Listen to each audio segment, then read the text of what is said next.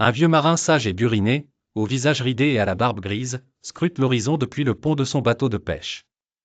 L'air est chargé d'une gravité mystérieuse alors qu'il pointe du doigt une île à peine discernable à travers le brouillard épais. Sa vareuse jaune se détache nettement sous le rayon de soleil perçant les nuages, conférant à la scène une aura cinématique. Aucun bateau ne navigue dans cette mer agitée, excepté un petit voilier solitaire. À son bord, une femme déterminée fixe l'île en forme de croissant qui émerge des vagues, ornée de roches volcaniques et d'arbres torsadés à l'écorce sombre. Le silence enveloppe cette scène, accentué par le calme presque surnaturel de l'eau lisse comme du verre. Arrivée sur l'île, l'exploratrice découvre un village de pierre désert et recouvert de lierre. Les maisons, bien que désolées, restent intactes, leurs portes et fenêtres apparaissant comme des yeux curieux. La plage de sable noir ajoute à ce sentiment d'abandon élégant, tandis que la lumière diffuse crée des ombres longues et paisibles.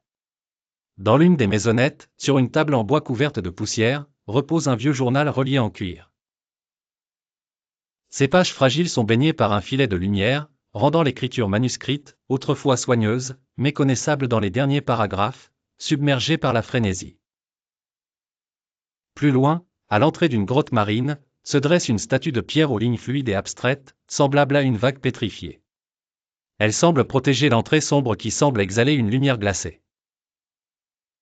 Alors que le ciel se pare de nuances crépusculaires, un sentiment d'étrangeté envahit l'atmosphère. À l'intérieur de la caverne, un spectacle a coupé le souffle à temps.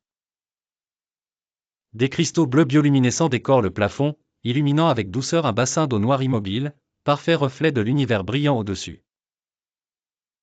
L'aventurière, subjuguée, observe, alors que la brume encombre légèrement l'air. Elle s'assoit finalement en méditation au bord du bassin, baignée par la lumière bleue qui pulse légèrement. Peu à peu, sous ses paupières closes, des formes éthérées semblent respirer autour d'elle, peut-être la conscience même de l'île. La sérénité de la scène crée une ambiance spirituelle et énigmatique, immersion totale dans l'inconnu et le calme de cet étrange lieu.